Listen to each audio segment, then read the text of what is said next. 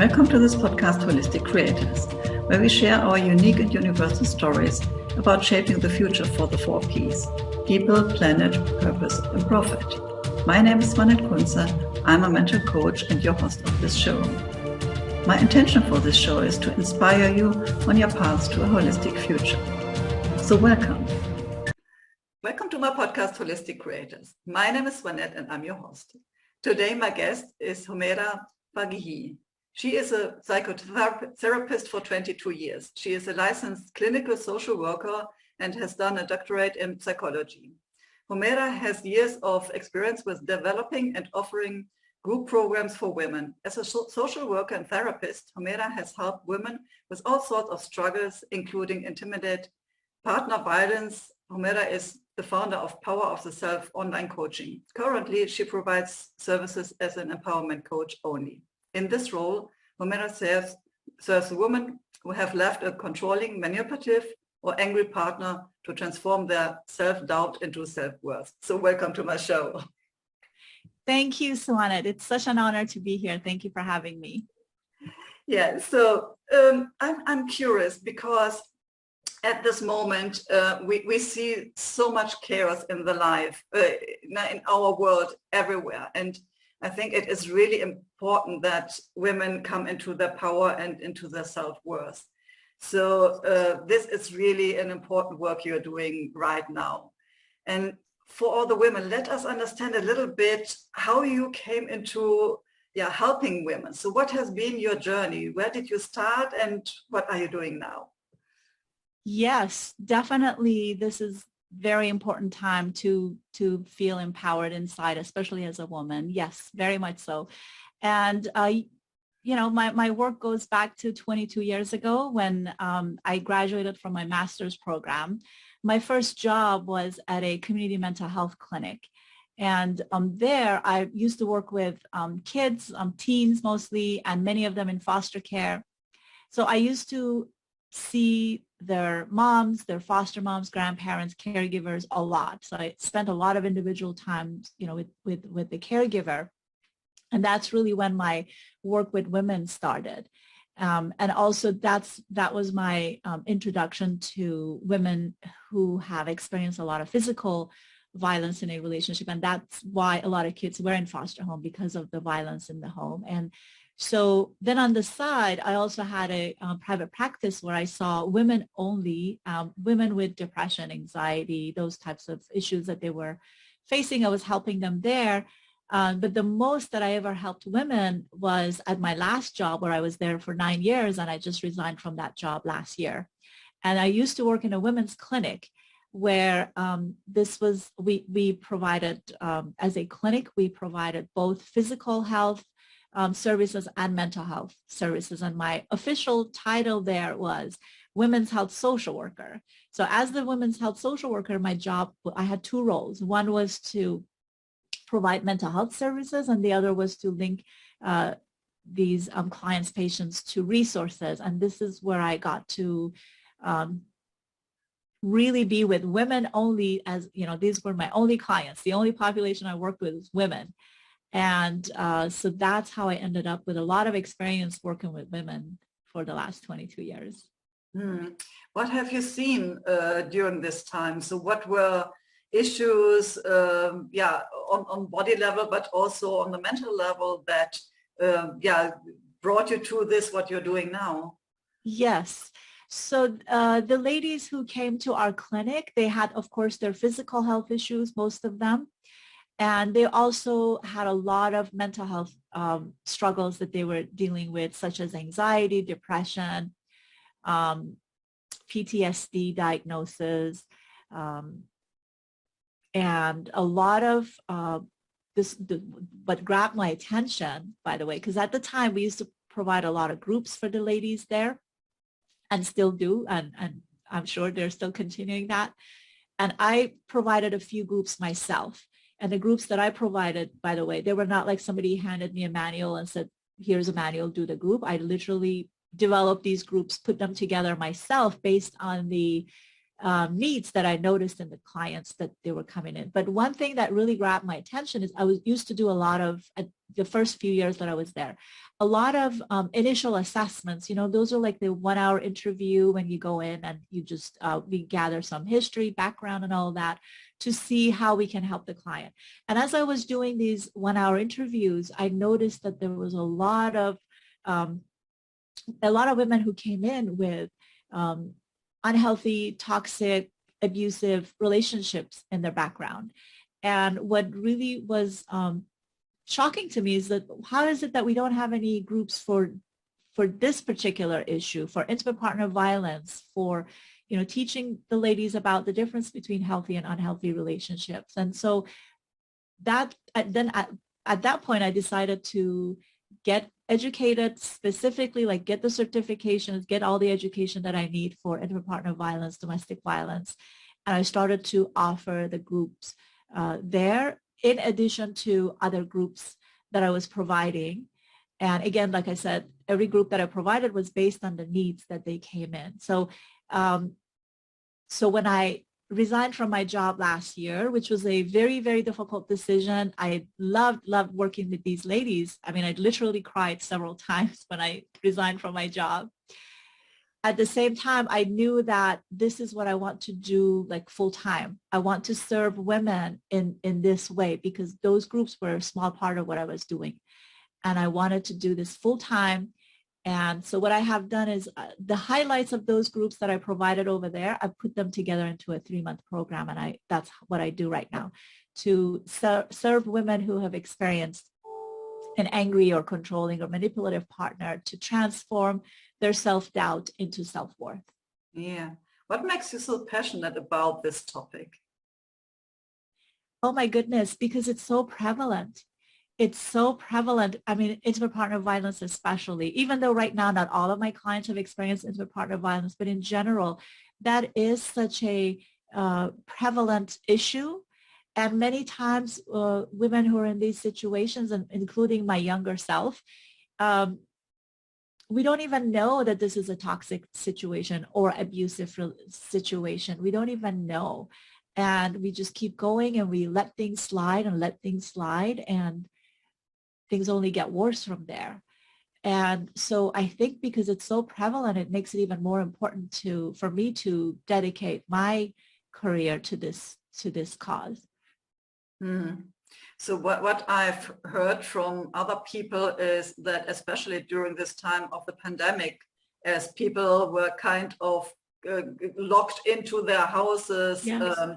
This topic increased a lot. Yes. So, and also like having not the access to social workers, to doctors, this is like, it is also kind of hidden at the moment. So, and an increase, yes. But not visible because the women can't show up at some places and speak about that. And so how do you see this? Exactly. I mean, to begin with, this is an issue where there is so much shame and stigma attached to intimate partner violence, where in general, people don't feel comfortable coming out with it. I mean, to talk about it, even people, I mean, I have experienced that myself with clients before when they say, no, that's not in my history. But then when they develop a relationship with you, then they're open about it because of fear of judgment and, that shame that goes with it. So to begin with, this is not an easy subject to talk about. But on top of that, where you're isolated and you don't, even if you want to talk to somebody, if you're isolated, I mean, originally you're isolated because maybe your partner isolated you. That's like in a lot of the scenarios, that is the case. But especially with the pandemic, if you're just, locked up together in this house, that just adds to the problem. And yes, as you mentioned, domestic violence or abuse has gone up, child abuse has gone up, depression, suicidality, anxiety, all of these issues have just increased over the last 2 years, unfortunately. Yes, very true. How do women notice that they are in either a toxic or abusive relationship? So what are typical signs or how can they understand that? Yes, one way I can answer this, if you would like, I can go into the warning signs of an abusive partner. So in case any of the audience members are interested in that, that's a good place to start. And these are the signs that usually are missed. And I actually made a list of it. It's a huge, long list. I've made a cheat sheet for myself. Oops. Are you there? I'm sorry. Yeah, I'm still there. Oh, fine. Okay, you're back. For a second, I touched the computer and you were gone, but you're here. Yes. So I made a cheat sheet for myself because the list is so long, but I think this list is so important to pay attention to. Now, everything that I mentioned on this list, it doesn't necessarily mean that if you're experiencing this with a brand new partner, that he or she necessarily is going to be abusive down the road, except the last two, we definitely want to say that that's abusive already. But the other ones, the partner may come from anywhere from an unhealthy place all the way to an abusive place. So we want to pay attention to these signs, but just to emphasize, it doesn't necessarily mean that they're going to be abusive if you see these signs. One is that they move too quickly. Very quickly, they say, I love you. You're the best thing that ever happened to me. Let's move in together. Let's meet your parents, my parents. It's just very, very fast. That's not a good sign. We want to pay attention to that. They might show signs of jealousy very early on, and it may be flattering at first, but it's not a good sign. If I don't want you to talk to this person when you dress this way, it makes me feel jealous. And, again, it may be flattering, especially to a younger person, but it's not healthy. They may do huge favors. They may do huge favors for you right at the beginning, but it doesn't go with the context of the situation. Or they may give you huge gifts. Like you just met them. Let me take you on this trip and I'm going to spend all this money on you. And again, it may be very flattering that he or she's so thoughtful. I say he because most of my clients are women. No, actually all my clients are women. And most of them are in a heterosexual relationship. But of course, this can be a woman as well. I mean, anyway, but I keep saying she and him because that's most of my clients. Anyway, it may be that they say a lot of negative things about their ex and never ever say, well, this was my part. It's always that, my ex was the worst thing that ever happened to me. It also could be the opposite. It could be that my ex now is on a pedestal and you're not matching her ways of being. Like she was the best. That's also a sign because that's a way to put down the current partner. They would criticize you a lot, like always criticizing from the very beginning, not a good sign. They are disrespectful to you, obviously not a good sign. They are controlling in many ways. Again, they might, let's say, plan all the dates. Every date they make a plan for like how things are going to go. And again, it may be flattering. He's so thoughtful. She's so thoughtful. They're putting so much time and effort and money into this. But that maybe if it continues for every single date, that may be a sign that this is a very controlling person and they want to plan everything. And so we want to pay attention to that. If they're mean to kids and to pets, definitely not a good sign. We want to pay attention to that. If they're self-centered, it's always me, me, me. Be aware of that. If they admit to abuse, they actually say, yes, I did this to my ex, but they deserved it. They made me do it. Be aware of that. They would pressure you for sex when you're not ready. They have an idea in their mind, women are inferior. They're just not equal to men, obviously, not a good sign. They may have double standards. Like there are some things that are okay for them. Like I can go out and be with my friends 2-3 nights a week, but you're not allowed to do that. It's not okay for you to do that. That's a double standard that we want to pay attention to. The two that definitely are a sign of an abusive partner, if they intimidate you, and the other, if they threaten you, we know that those two are signs of, okay, this is an abusive partner and I need to just get away as soon as possible. So those are, it's a long list, but I don't know, I hope that it wasn't too overwhelming, but it's important to be aware of these signs. Yeah, so exactly, it is important to see these signs very early. And yeah, on the one hand, it can be nice if you get a gift very at the beginning, but if it is too much, then, for Yes. example, you can see that. And what you said, the last 2 points, like being really abusive, no, this is a no-go, of course. Yeah. Yes, because So they don't know boundaries. yeah. These partners, these abusive individuals, they don't know the healthy boundaries, and the other partner really, a lot of times, they're also not aware of healthy boundaries and what they're supposed to look like. And so they're maybe not aware of, okay, this is a red flag. Now you use different kind of terms, like a toxic relationship and an abusive relationship.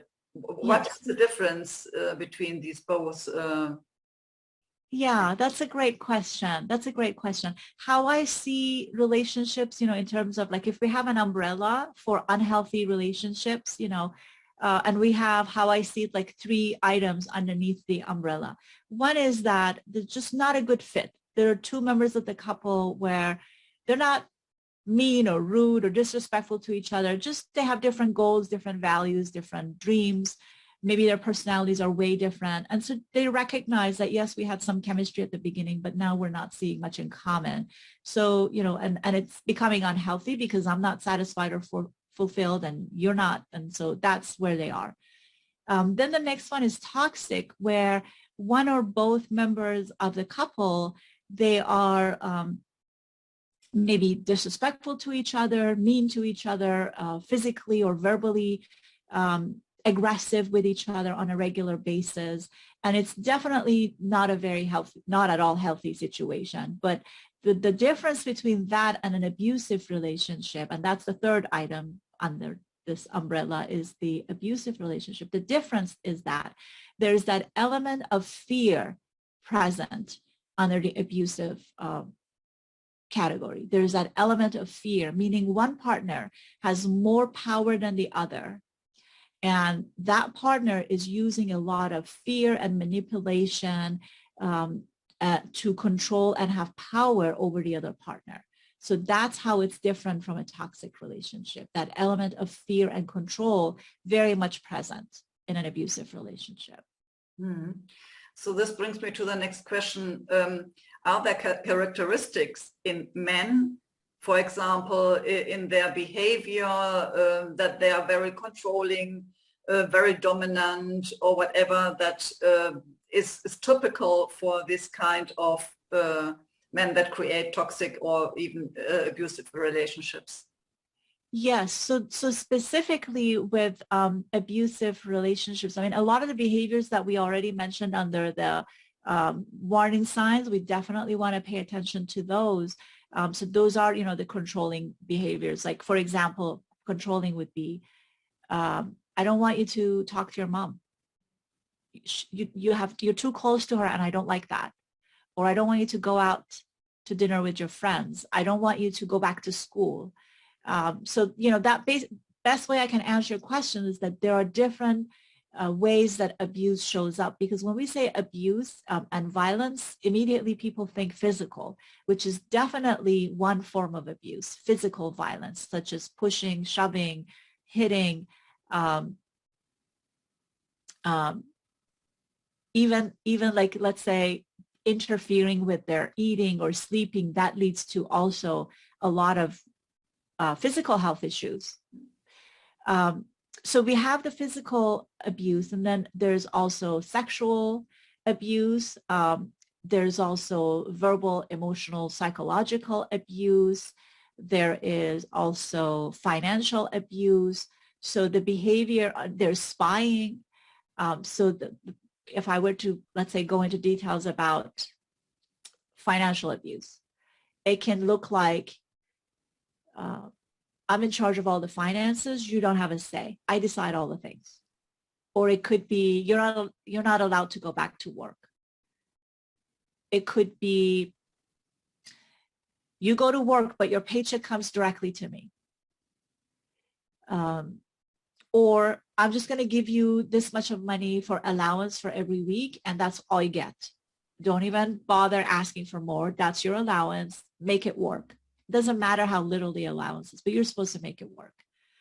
Or if you don't listen to the partner, they take money away from your allowance. You deal with it. You feed the kid. How you made this situation. So, you're responsible. So that's like that's how financial abuse would look like. Emotional, psychological abuse is a lot of criticism, like constantly putting the partner down, constantly telling them, you don't know what you're saying. You're crazy. What you're saying doesn't make sense. And I mean, these are the reasons the confidence level goes so down over time, because the sense of self is just destroyed over time. Or the manipulation, a lot of manipulation / crazy making, gaslighting, where they just challenge the reality of the other partner. Like if the other partner says, this is, I'm angry right now, or I'm sad, God forbid they can say angry, I'm sad right now. No, you're not sad. You're not sad. It's like they challenge the reality of the other partner all the time. So those are examples of emotional, psychological abuse. And then sexual abuse can be making the partner doing the things that they don't want to do, or putting them down, or constantly comparing them with the porn character that they watch and putting them down in that way. So those are, and I apologize if this is difficult for some to hear. I want to make sure if you need to take a break and turn off the video and take a break, that's totally fine and understandable, because I know these are examples of not easy to hear for individuals who have experienced this. And then in terms of spying, it's like they put software in their phone, in their car, camera in the room. Like I've had clients where they, back then when I had an actual office, they would come to my office and the whole time they're looking around, looking for a camera somewhere, because they're used to being watched all the time. And that's also a form of psychological abuse, because you feel unsafe all the time. And so these are some examples of blaming, always blaming. They never take responsibility for anything. It's always the other partner's responsibility if something goes wrong. They do a lot of divide and conquer. Like, let's say they put family members against each other. They go to other people and say bad things about the partner so that they can put the partner and the other family members, like let's say the in-laws, against each other, or they put the kids against each other so that they can stay in power. Very much like governments do, if I may say. Yes. So those are examples of abusive partners. Yeah, well, I mean, how they behave. Yeah. So this is really interesting, and I think even the strongest women would recognize one or two things that she said. Okay, I had this in one or another situation with a man, and but this is really a long list, and seeing also the different facets of where it can happen and how it can show up, and breaks awareness to that.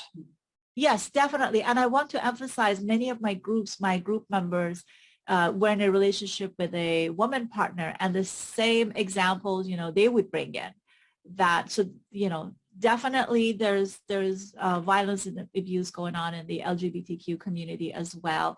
So I want to acknowledge that it's prevalent among the elderly.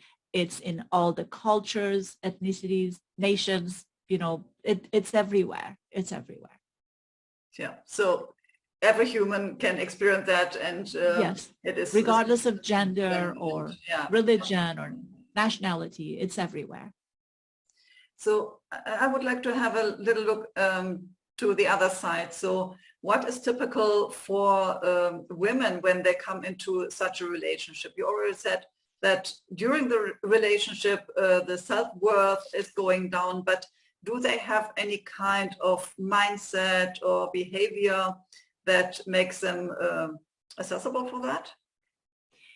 Yes, so many of them, I'm not going to say every single person because that's not accurate, but many of these ladies have had history of some sort of a abuse in the past. It could be that they experienced abuse in the home.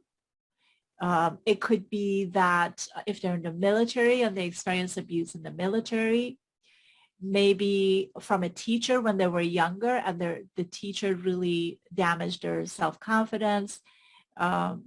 It could be from a boss that damaged, but mostly it's a childhood experience. And so not every woman who ends up with a toxic or abusive partner has necessarily experienced a very abusive or difficult childhood, but most, I would say, have. So it affects the sense of self when we, as children, we see ourselves through the eyes of our parents and caregivers and teachers. So if we're told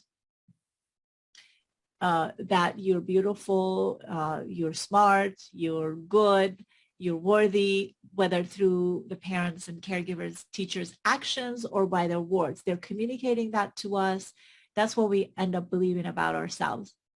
If they tell us the opposite, you're not worthy, you're not good enough, you're lazy, you're whatever, then that's what we end up believing about the self, because the child always see himself, herself through the eyes of their parents and caregivers, teachers.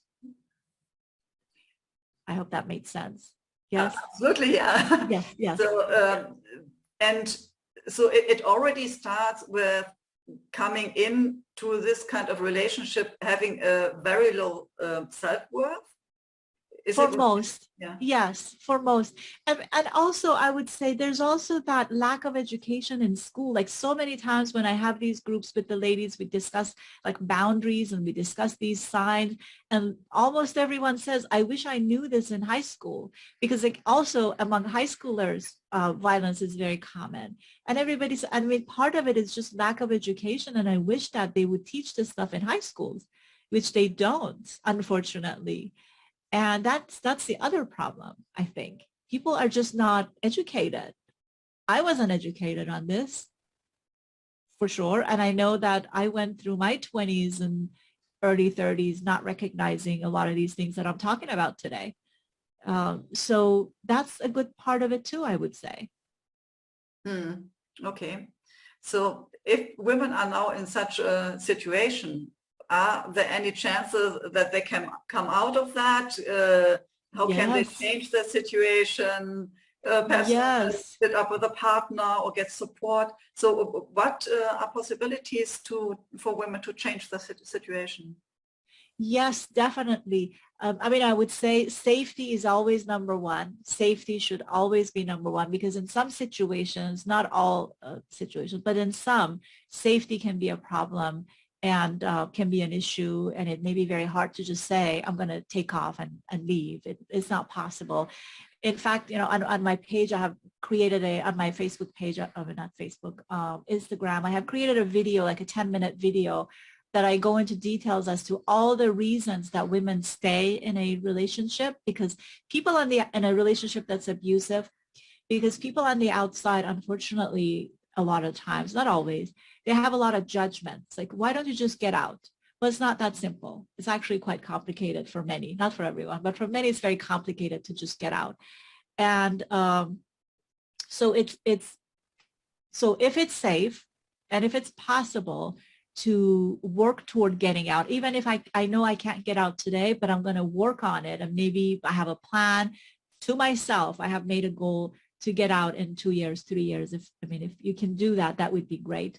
And I know that it's possible because over the years, I have worked with dozens and dozens of women who have gotten out of very, very terrifying situations, like anywhere from mild abusive to like absolutely terrifying situations.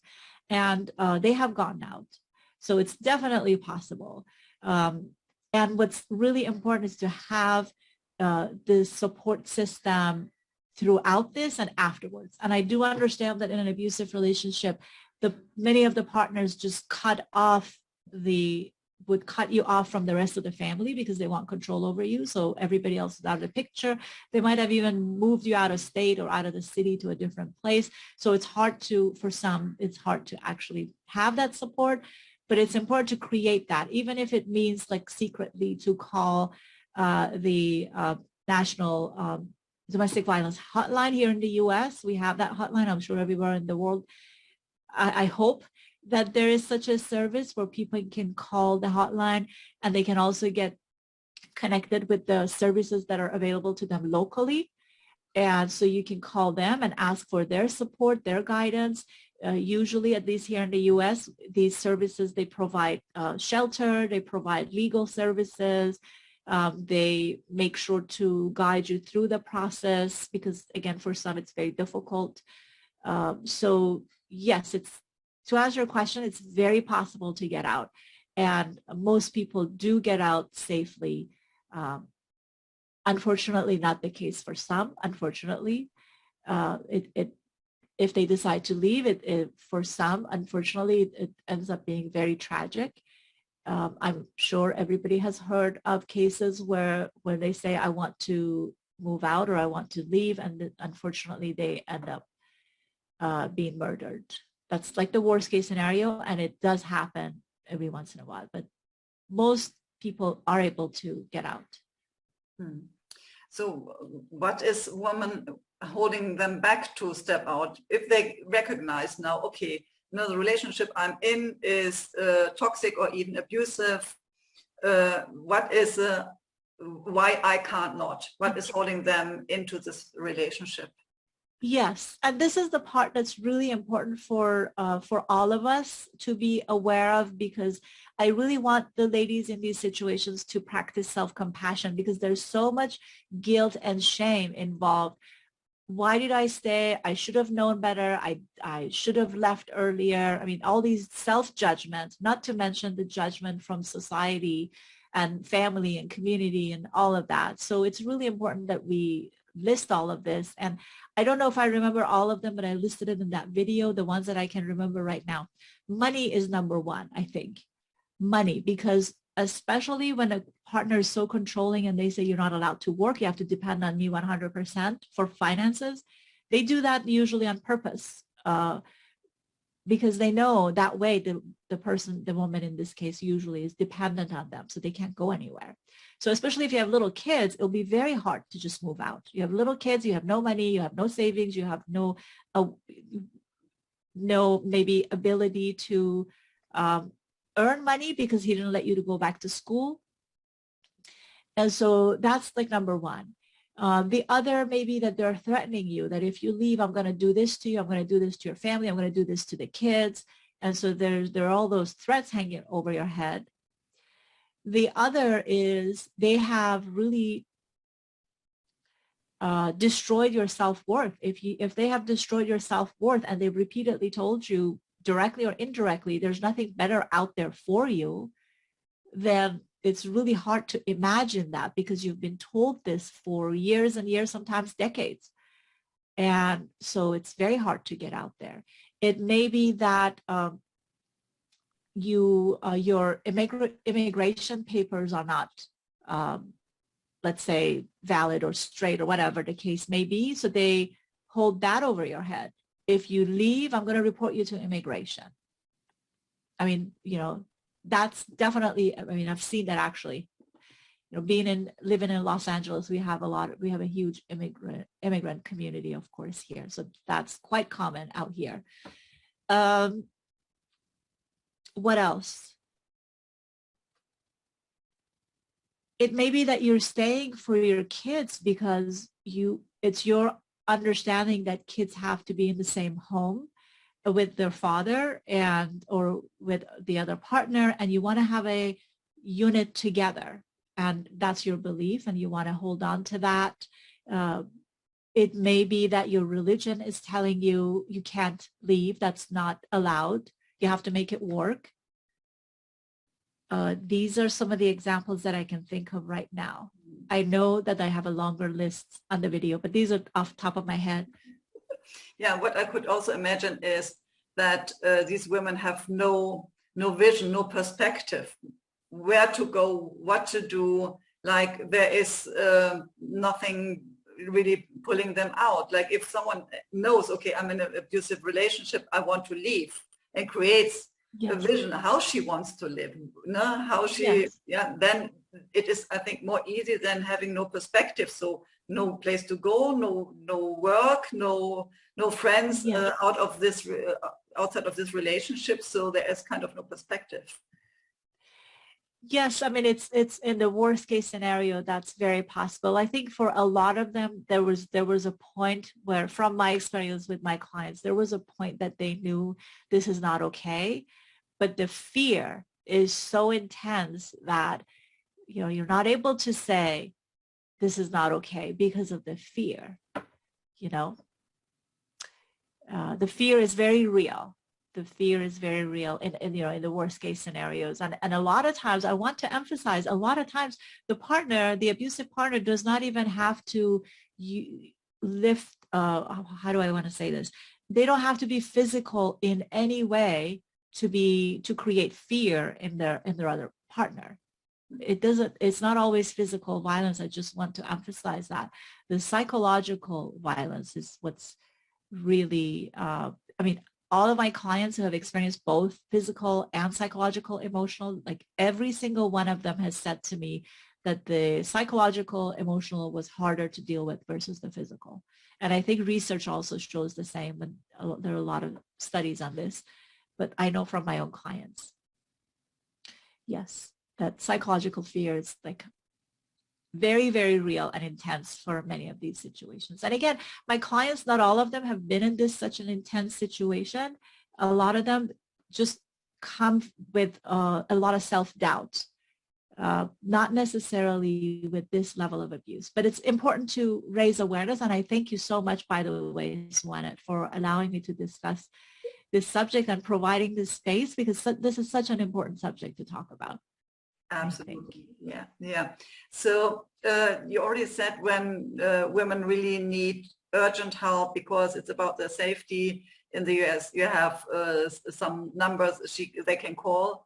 But if it is, if they now feel, okay, this could be me, now I see some of these behaviors in my relationship, how do you help them? Would I personally help them? Or, you as a coach, how do you help them? Okay, got it.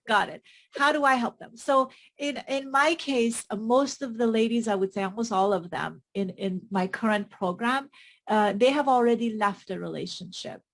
And so if you have already left a relationship and you are experiencing a lot of self-doubt and you're kind of stuck in your life, you want to move forward, but there's self-doubt, there's shame, there's guilt, and it's not allowing you to move forward. Let's say you want to go back to school. So there's that push and pull, but I know I want to go, but I don't think I could do it. Or I want to change my career. I want to do it, but I don't think I could. Or I want to go out dating again, but I'm too scared to go out and date again. So if this is where you are, I do have a program for you, because I have taken, again, like I think I mentioned that already, that I have taken the highlights of the groups that I provided before, and I've made it into a 3-month program. So in this program, I call it Empowerment for You. There's number 4, and then there's you, Empowerment for You program. It has 4 modules. The first module is unlearn the lies that you were told about you. So the lies that you were told about you, whether it's by your parents or your ex, your boss, your bully in school, is you are not worthy, you're not good enough, you have to earn your worth. That's definitely a lie. We're all worthy. We don't have to earn our worth. But the abusive partner really rides on that really strongly.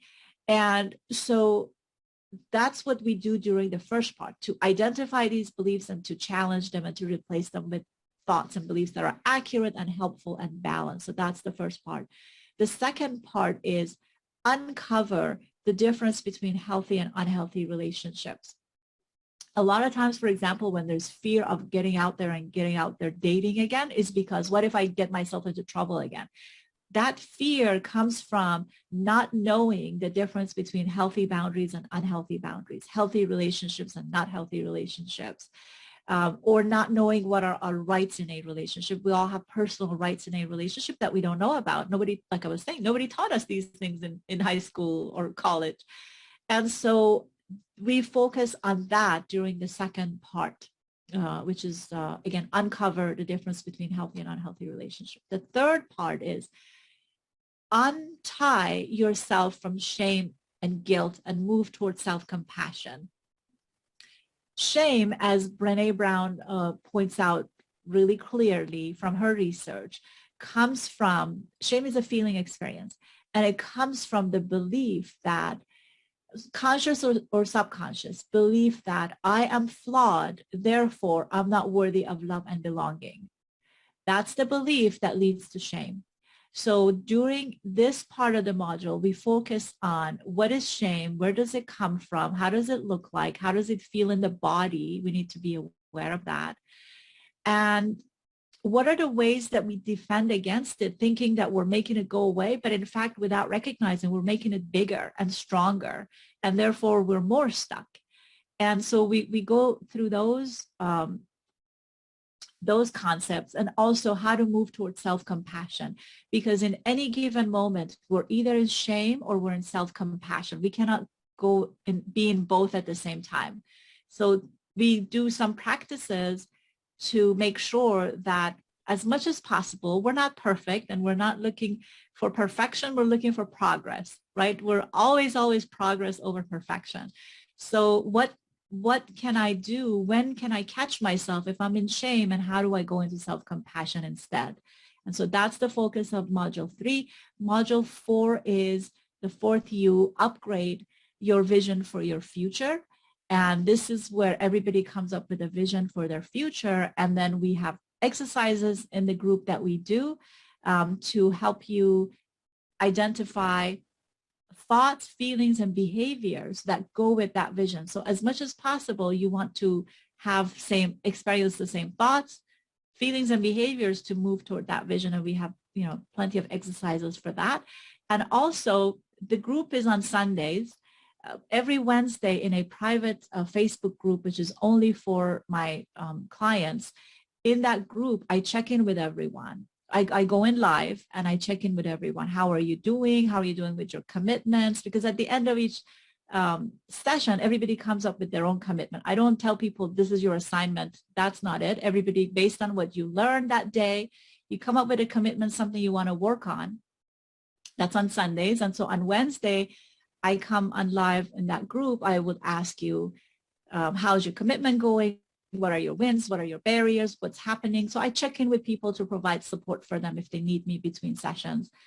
And so that's the Empowerment for You group program. And the reason I offer group instead of individual, because from my experience, many years of doing group is such a powerful experience, because there's so much stigma attached to these issues that these ladies have experienced, that when you're in a group, even though the details of your experiences are different, but the feelings are the same, and you connect on a feeling level, which is so very, very powerful and healing. So I always say the healing part of it has come from the material that I bring up and discuss, but the other part definitely is from connecting with the other group members. That's so empowering and just beautiful to witness. So that's the Empowerment for You group program.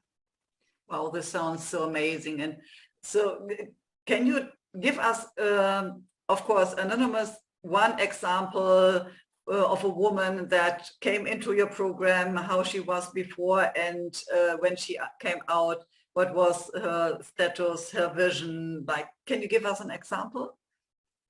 Yes, let me think. I have one client in mind. Okay, one client in mind. She had experienced very severe sexual violence from her partner. And of course, when we talk about abuse, I feel like emotional is the umbrella, emotional, psychological is the umbrella, and everything else goes under it, because no matter what they're doing, what the abusive partner is doing, it's always affecting the other partner in an emotional, psychological way. But so she had experienced a lot of emotional and sexual abuse by the previous partner, and and in a current relationship with a healthy, good person, a very nice guy, but she had a difficult time connecting with this new partner because her mind would always go back to the ex and so it was very hard for her to accept the current partner. That was her main struggle. Like, how are things are going to go with him, and when is he going to turn abusive? And so there was a lot of self-doubt, a lot of one day maybe when he learns about the true me, he's going to be treating me like he did. So that was her main struggle. And so through our group program together, she was able to really address the shame and the guilt that she was experiencing. I mean, there was a lot of shame and a lot of guilt. And this was after she had done her individual therapy. And some of the individual therapy continued through our work together as well. And that happens too. I mean, because the work, just to be clear, in my current role, I do not provide therapy. I'm a coach, right? I do not provide any psychotherapy. So this group is not meant to replace your individual therapy if that's what you're doing currently. This is a complement to your individual therapy and like the next step. If you're done with your individual therapy, this can be the next step. So anyway, but at the time she also had her individual therapy. But the biggest thing that I saw, the biggest change that I saw with her is that her relationship with her partner improved as she gained more self-esteem, as she understood the difference between healthy and unhealthy relationships, and she understood the healthy and unhealthy boundaries. So she was able to, by the end of our program, actually, we were together for a year at that time doing different programs. And so she was engaged to her new guy then. By the time we ended, literally our last session, she announced to the group that she was engaged. And she was also able to share with two of her friends, because she would never ever, again because of the shame and fear of judgment from outside, she was never able to tell her friends about her history of sexual abuse because she wasn't strong enough to share, but also fear of judgment. But because she understood the impact of shame and how it gets more powerful when we keep it a secret, when we keep the incident a secret, it gets bigger and bigger. So the hugest breakthrough for her toward the end was that she told two of her best friends, she had two best friends. She told them about the abuse that she had experienced, and they received her very well. And that was so healing for her, that this was no longer a secret. And I'm getting choked up remembering this actually. This was really, really beautiful to witness. And so that was the last couple of weeks. These were the improvements that we were talking about in the group. Yeah, wow.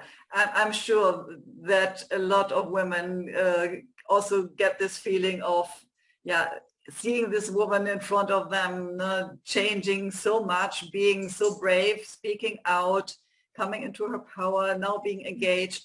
So I think this is a huge transformation and great work. Yeah.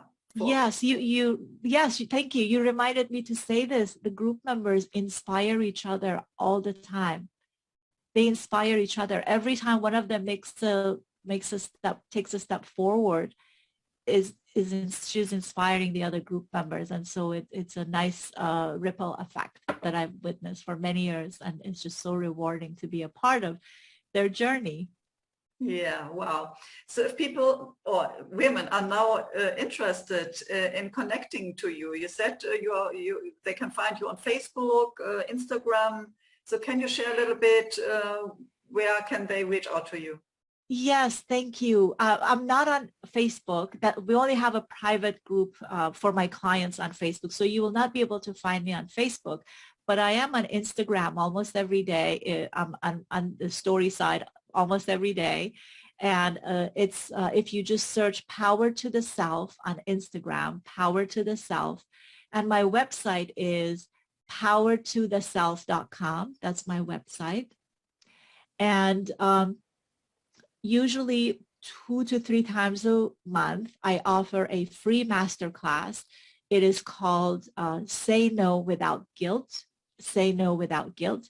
And if you follow my stories, you will see that, like I said, 2 or 3 times a month, I have an announcement and I will let you know. It's a live webinar. I don't record it. It's live, and I offer it in different times so that people from different time zones can join at some point.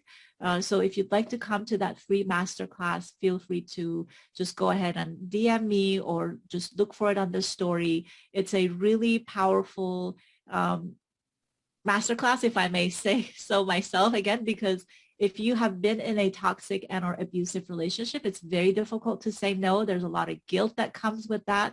So we talk about beliefs that lead to lack of ability to say no, and we talk about how to say no. And yes, so that's I get positive feedback from that always. So anyway, hopefully you can join us there. Yeah, so I will put all the links in the show notes so that it is easy for the women to just click and reach out to you. Last but not least, is there anything that you would like to share that I didn't ask you? Thank you. First of all, thank you so much for this opportunity. Once again, I really appreciate it. It's such a pleasure to be here, Swanette, and to share this space with you. So thank you for that. I also want to say that if there's a time to work on the self, is now. With the chaos that's going on out in the world, working on the self, not only it helps us to survive these times, but also to even thrive during these times where it's so much chaos outside. It's so important to make the inside very, very strong, as strong as possible. So that's the last thing I wanted to say. Going back exactly to what you said at the beginning of our conversation, actually. Yeah. Going back to that. Yes. Yes. Thank you so much for sharing all this information, for being so inspiring, and thank you for being my guest on this show. Thank you, Swanette, and thank you for your audience for listening and being with us this long. Thank you. Speak to you soon. Bye-bye. Bye. Thank you for listening or watching my podcast, Holistic Creators. If you want to know more about how I can help and support you, have a look at my website, Spiritual-Changemaker.com. You can also join my Facebook group, Spiritual-Changemakers-Community. Stay tuned for the next episode by subscribing to this channel. And you also can check the previous episodes.